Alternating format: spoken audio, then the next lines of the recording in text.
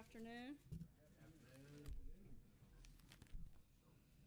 As you saw, the President just wrapped up a meeting in the Oval Office with 4 families from different parts of the country. They're veterans, small business owners, workers, moms, dads, and students. And they all had one thing in common. The President's plan to cut taxes and reform our broken tax code will help them thrive and build a better life and a better future for themselves and their children. This event was an important reminder that while Washington focuses on the politics of the day, the President is focused on the forgotten men and women around our nation. These are the families who deserve a tax cut for Christmas, and that's exactly what we're going to deliver. Looking ahead, the President will visit Mississippi on Saturday, where they are celebrating the state's bicentennial 200 years of statehood. To mark the occasion, the President will participate in the grand openings of the Museum of Mississippi History and the Mississippi Civil Rights Museum. Tomorrow, First Lady Melania Trump and Second Lady Karen Pence will travel to Texas to continue their efforts in assisting those affected by this year's devastating hurricane season. They will participate in a meet and greet with first responders in Corpus Christi and then travel to Rockport to meet with a family whose home was destroyed in the hurricane. Mrs. Trump and Mrs. Pence will also visit a local elementary school to speak with faculty and students about the hurricane. And their last stop will be at a local food bank to meet with volunteers and help sort boxes for donations. Finally, I know there have been a lot of questions surrounding the President's decision on Jerusalem. Tomorrow, the President will deliver remarks regarding this action. At 5:30 this evening, senior administration officials will hold a background briefing here to explain the President's decision. And with that, I'll take your questions. Major? Sarah, one issue that you may have seen this morning is the White House or the President at any level considering creating a global or regional spy network that would circumvent the U.S. intelligence apparatus and serve the President outside of the normal and legally defined intelligence gathering mechanisms? I'm not aware of any plans for something of that definition or anything similar to that at this time. The President would be opposed to that. I haven't had that conversation with him, but I'm not aware of any plans for anything like that moving forward. Your official has been briefed on that idea, or has been discussed at any level in this administration? I haven't done a full survey of every member of the administration, but I can tell you as of right now, that's not something that's currently being planned and not something that I'm aware is moving forward in any capacity. Again, I'm not going to answer every hypothetical for every single member. Did some random person off the street come in and say something? I don't know, Major.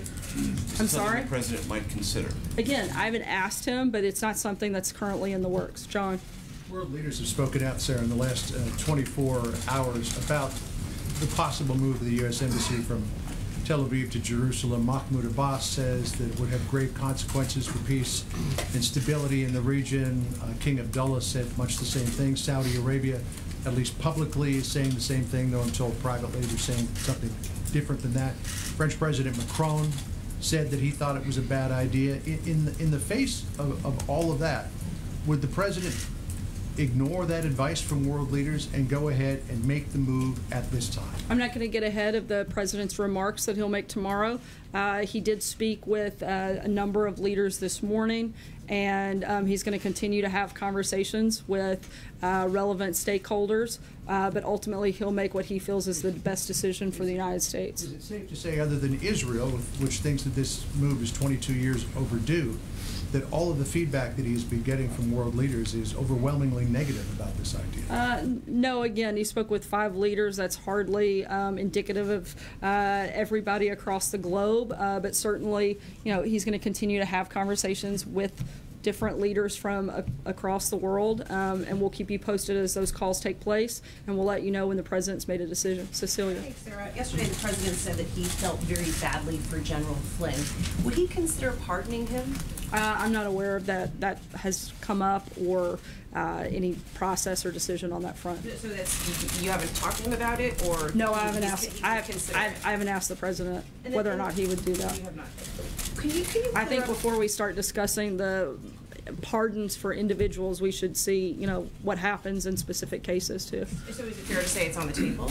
No, I just said I haven't had the conversation with him because I don't feel that it's necessary until you get further down the road and determine whether or not that's even something needed. Steve. Is Back on the embassy, has the president made up his mind about this, or is this decision still in flux a bit? The president, I would say, is pretty solid in his thinking at this point. Sarah.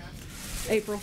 Sarah, a couple of questions. One, there are comments from people from the NAACP, from black ministers, who are planning on protesting and boycotting this weekend for the president's visit to the Civil Rights Museum. What say you?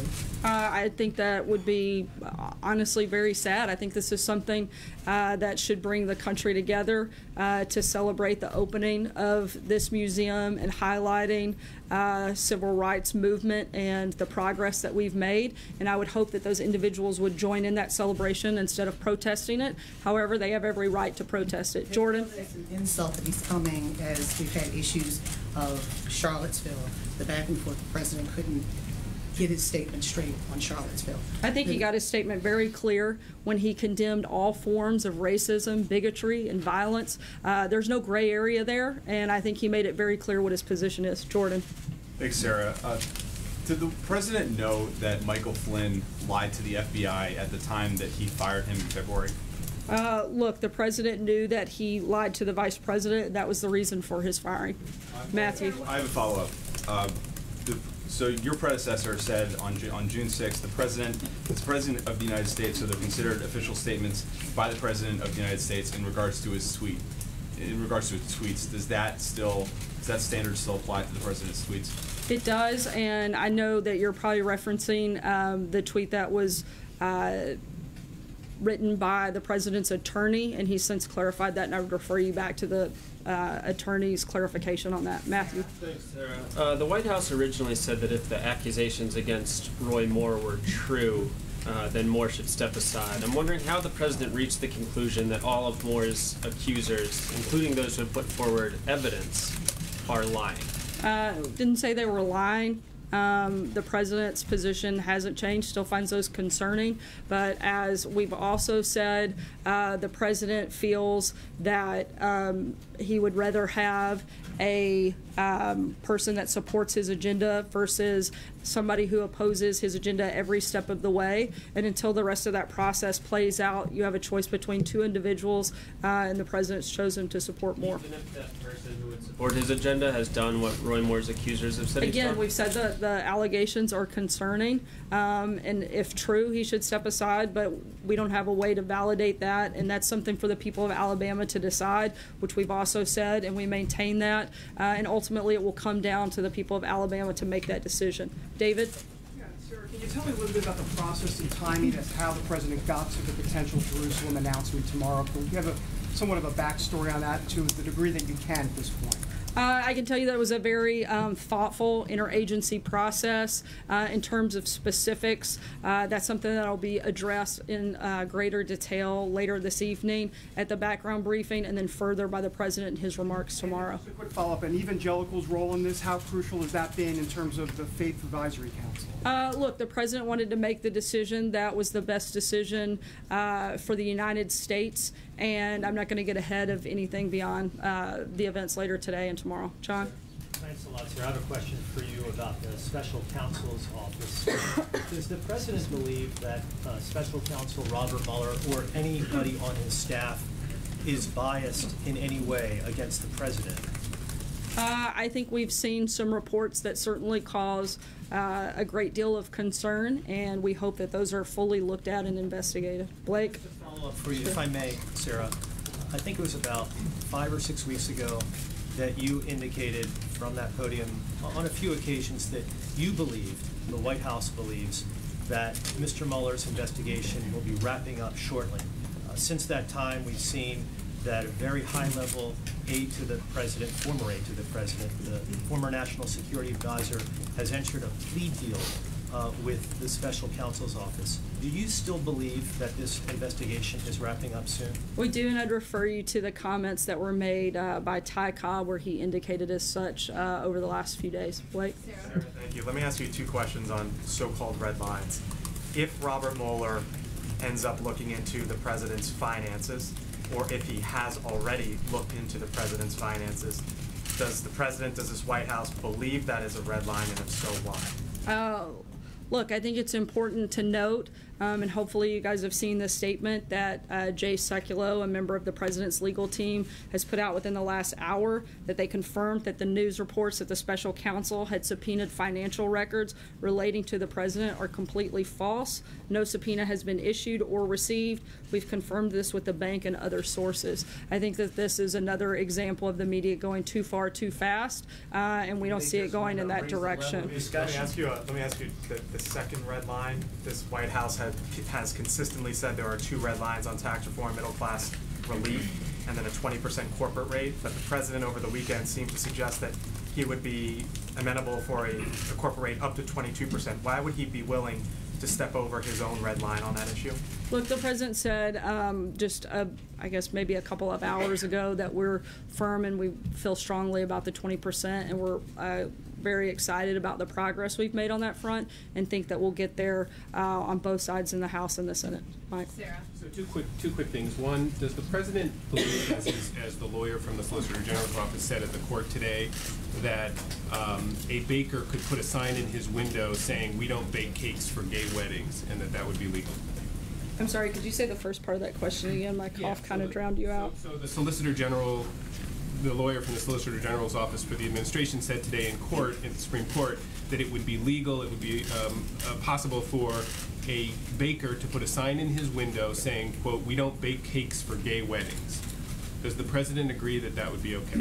The president certainly supports religious liberty, and that's something that he talked about during the campaign, has since upheld since taking office. That would I believe that would include that. Okay. And one other question just on Russia, but not one that you would expect. What does the president think of the decision to ban Russian athletes from the Olympics in 2018? I haven't had the ability to speak with him directly about that decision since it was made here earlier today, but I'll certainly be happy to talk to him and follow up with you on that. Catherine. Sarah, House Republican leaders had to push back a vote in a short-term budget bill this week to avert a shutdown. Does the White House think that a shutdown is a possibility? You know, it's always a possibility, but it's certainly not what we hope for. And we're have both Nancy Pelosi and Chuck Schumer coming later this week, and the president hopes to be able to have conversations with them to make sure that doesn't happen. Hallie? Then the president doesn't think that it would be politically advantageous? Look, I said that we don't, that's not what we would like to see happen, and we're going to have meetings and try to make sure that it doesn't. Hallie? Two quick ones for you. And just a statement of fact, when did the president know that Mike Flynn lied to the FBI? As I said earlier, I referred you back to John Dowd's clarification, and I would... I'm asking for a date. When did he find out? Was it when the announcement was made Friday? Was it prior to that? Again, I'm not aware of those specifics, but I would refer you to John Dowd for that specific question. I would actually refer you to John Dowd on that specific question, since it's a legal matter I'm not allowed to weigh into. No problem. Point to you. You have weighed in on other special counsel matters before, and it's just a statement of fact of when, during the administration, what day the president discovered this lie issue. And I'm telling you as a statement of fact that you should contact John Dowd. Doesn't seem that hard. Stephen. Questions on Roy Moore. Sarah, you said just a minute ago that the president would want somebody in the Senate who supports his agenda versus one who does not. Excuse me, and I just want to clarify here then, is it the White House's position then, sort of formally here, that it is worse to have a Democrat in that Senate seat than somebody who is accused of sexually abusing a teen girl? Look, as I said, we find the allegations to be troubling. And why did the president endorse? Look, I think that those are different things in terms of we aren't going to be the ones to determine that process. That's for the people of Alabama to determine what those things come down on. He does want people that support his agenda. He's not going to obviously support a Democrat. And I think if that's our standard, then we need to look at a number of members of Congress that have had allegations brought against them that are still in office. Stephen. Thanks, Sarah. I do want to nail something down with respect to John Dowd and what he's been telling us in the last couple of days. He's argued that the president cannot be charged with obstruction of justice because he is the chief law enforcement officer in the country.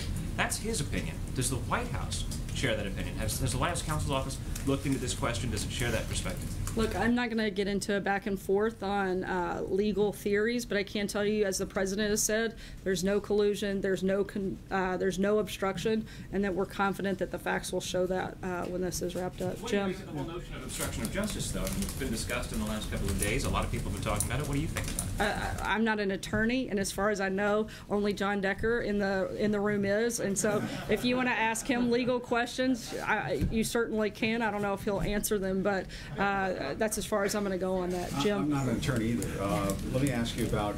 I know, that's why I didn't call you out. Thank you. I appreciate that. This decision on Jerusalem, is the president concerned that there could be violence as a result of recognizing Jerusalem as the capital of Israel? Has that been looked at by this White House? A number of things have been looked at that have been weighed into the president's decision, but as I said a few minutes ago, I'm not going to get ahead of his remarks, and we'll be certainly happy to address those at a later time. Following up on Roy Moore, just very quickly, the folks got a couple of questions. Isn't there a moral decision that you're making here? And I'm sure you've heard this talked about in the news the last couple of days as the president has decided to endorse Roy Moore. This is somebody who has been accused of child abuse, of molesting children. How can that vote in the Senate be that important that you would take a gamble on somebody who has been accused of molesting kids? I think that's something, as I've said, who's underage. As I've said, that's something for the people of Alabama to decide, and that's up for them. That anyway, has he wrestled with that question? As I said, we find the allegations very troubling, and again, this is up to the people of Alabama to make that decision. I'm not a voter in Alabama and can't make that decision. Brian. Sarah, thank you. The president said that the tax plan will hurt him individually. Will the president release his taxes to prove that? I'm not aware of any plan to do that, but if it changes, I'll certainly let you know. I mean, he can release it even if it's under audit. He can release his tax returns. As he said, as long as it's under audit, he's not going to do that, and I'm not aware of any plans to change that policy at this time. John? Yeah, thank you, Sarah. A matter of procedure on the Roy Moore endorsement. Did the president have any conversations with Chairman McDaniel of the RNC after he made his position known, or did he talk to State Chairman Latham in Alabama or any of the players involved in the Republican National Committee before they decided to get back in the race and support Roy Moore? I know there have been conversations between administration officials and the RNC and supported that move, but legally I can't, because of the Hatch Act, go much further beyond that. You can't say who the officials are. I know that there were multiple conversations. I'm not aware if the president spoke specifically with the chairwoman. I'd have to check on that and let you know. But I do know the administration supported the RNC's decision. However, I can't go any further than that at this time. Hunter? Thank you, Sarah. Given the president's endorsement, does he agree with Roy Moore that Muslims should not be allowed to serve in Congress? I haven't asked him about a past statement from Roy Moore. But, I mean, you're saying that their agendas are kind of in lockstep. I'm saying he supports the president's agenda. The president doesn't necessarily support everything of Moore's agenda. Amen. Thanks, Sarah. Does the president expect Deutsche Bank or any financial institutions to cooperate with requests for documents from U.S. law enforcement if they get them? As I said a few minutes ago, Jay Sekulow, a member of the president's legal team, put out that What's the president's message to the financial institutions themselves? If they get a request, should they comply with that? Look, I'm not going to get into hypothetical situations and try to determine and project everything that could happen. We know that it hasn't happened up until this point, and that the reports out were totally false. And again, the media got ahead of their skis a little bit on pushing and driving that story that wasn't true. Brian? Just to follow up on one more a bit, are you saying that you're saying let the people decide, but this administration has endorsed Roy Moore? Why endorse him if you want the people to decide? You're influencing the decision by endorsing him. And secondly, are you saying that no matter who runs as a member of the GOP, it's okay as long as you are in lockstep with the president and vote the way he wants? Once again, I'm not going to get into every person that could or couldn't run for office down the line. Hold on, I'm going to finish answering the question if you'll allow me to.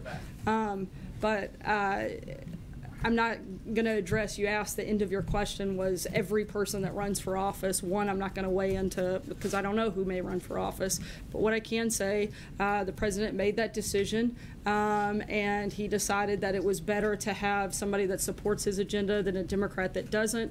Again, it's still up to the people of Alabama to decide. They're ultimately the only ones that can vote in that election. See what happens. Last question, Dave. Thanks, Sarah. The administration reported today that illegal border crossings have dropped to a 45-year low. does that lessen the urgency as we're getting down to spending decisions here about whether to go forward with building the wall in this budget? I think it shows probably the effectiveness of the Trump presidency and another success story as we wrap up the year, and certainly something that could be looked at. But I think the need for the border wall and border security, as well as responsible immigration reform, still stands, and we still need to look at all the ways that we can protect our national security, and we still feel strongly that that's one of them. Thanks so much, guys. Yeah, it'll be till morning or? Yeah, I can hear it. Yeah, I can hear it.